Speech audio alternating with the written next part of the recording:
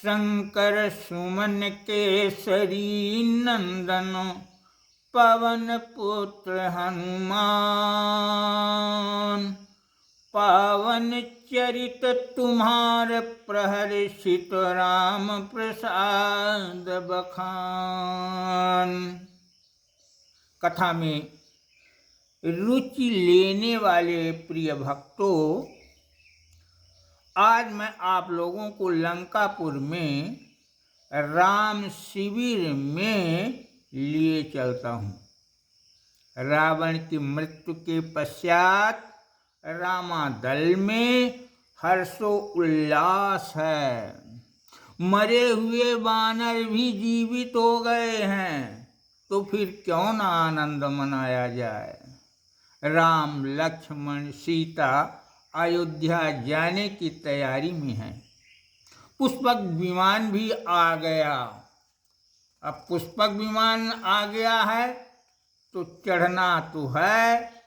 तो हुआ क्या, प्रभु की आज्ञा से सब वानर भालू श्री राम जी के रूप को हृदय में रखकर अपने अपने निवास स्थान को प्रस्थान किया।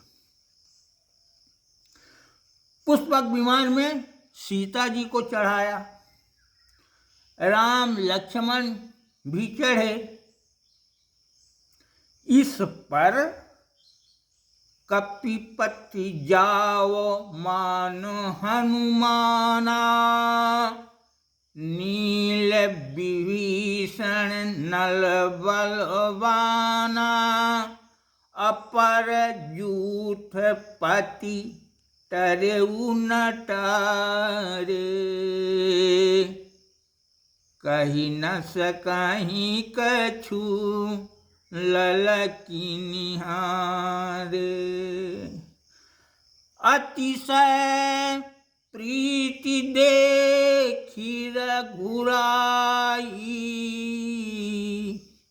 लीन्हे सकल विमान चढ़ाई। विमान के उड़ते ही देवतागण पुष्पों की वर्षा करने लगे।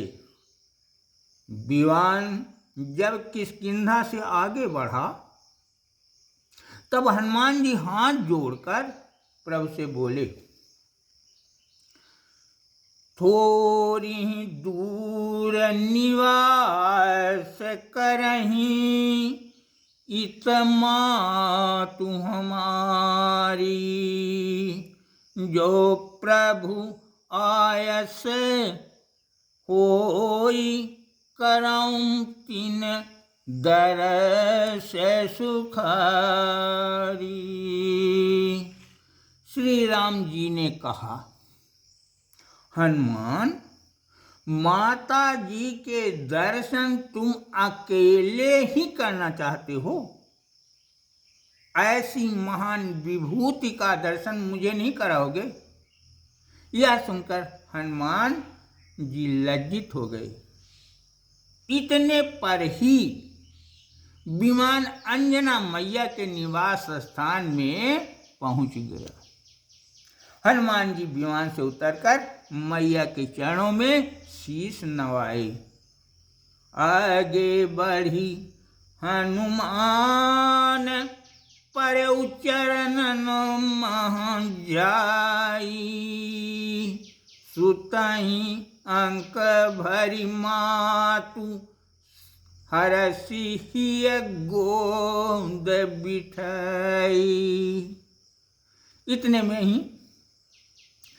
सीता जी, राम लक्ष्मण और सभी सामंत पहुंच वीर प्रसूता के चरणों में शीश नवाए। हनुमान जी एक एक करके सभी जनों का परिचय कराया। ये आदि शक्ति हैं। सीता जी के रूप में माता जी, इन्हें प्रणाम करो। माता जी, इनके भी दर्शन कीजिए। ये श्री राम जी कैसे हैं? अखिल भुवन विश्राम प्रदायक दया सिंधु सुख धामा ब्रह्मा विष्णु सुरादि निरंतर जपहि जासु गुण ग्रामा धर्म थापना हेतु धरहि जे विविध रूप जगमाही सो दृग गोचर जासु ध्यान करी कबहु क साधक पाही करुणा सिंधु उदार कृपा निधि ब्रह्म जाहि श्रुति गावा अहो भाग्य तव मातु सोई प्रभु राम तुम्हि सिरनावा।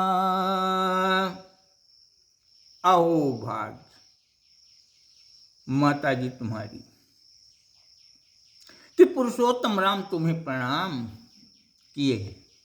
माता जी, ये दूसरे महापुरुष सकल धरनी आधार तेजवल रूपशील गुण धामा तड़ित बिनंदक वर्ण अहि प्रभु अनुज लक्ष्मण नामा। मैया, एक घटना घटी पंचवटी में कुटिया में सीता जी को अकेली पाकर राक्षस राज रावण उनका अपहरण कर लिया। कपिराज सुग्रीव के नेतृत्व में असंख्य वानरों को लेकर लंका गया।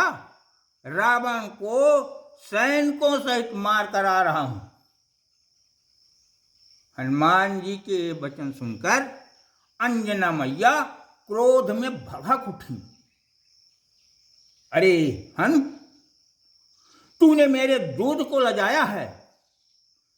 इस छोटे से कार्य के लिए राम जी को कष्ट उठाना पड़ा। रावण को ससैन्य मारकर सीता को राम जी के समीप नहीं लाया। सीता जी को लंका से अलग करके पूरे लंका को उठाकर समुद्र में डालकर सभी को मार डालता तो तूने अच्छा कार्य नहीं किया है। अरे तुझे धिक्कार। श्री अंजना जी से राम जी बोले, मां, तुम्हारा यह पुत्र सब कुछ कर डालने में समर्थ था, परंतु यदि ऐसा करता तो मेरे चरित्र का विस्तार कैसे होता। मेरी जैसी इच्छा थी वैसा ही हनुमान ने किया है। अपने पुत्र पर क्रोध न करे मां, अपने पुत्र पर क्रोध न करे। नहीं राम, इसने मेरे दूध को कलंकित किया है। अंजना के ऐसा कहने पर लक्ष्मण जी हंस दिए और उनके हंसी को अंजना भांप गई।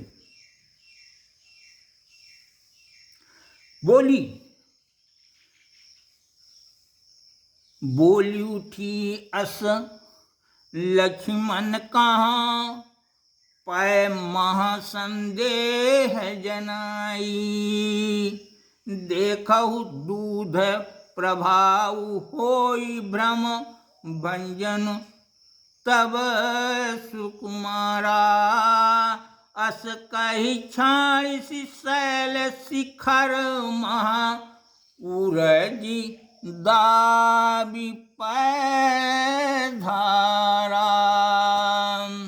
लक्ष्मण के संदेह का निवारण करने के लिए अंजना मैया अपने स्तन को दबाकर निकलने वाली दुग्धधार शैल शिखर पर छोड़ा और सब देखते हैं कि वो शैल शिखर पूरा भरभरा कर नीचे जमीन पर आ गिरा।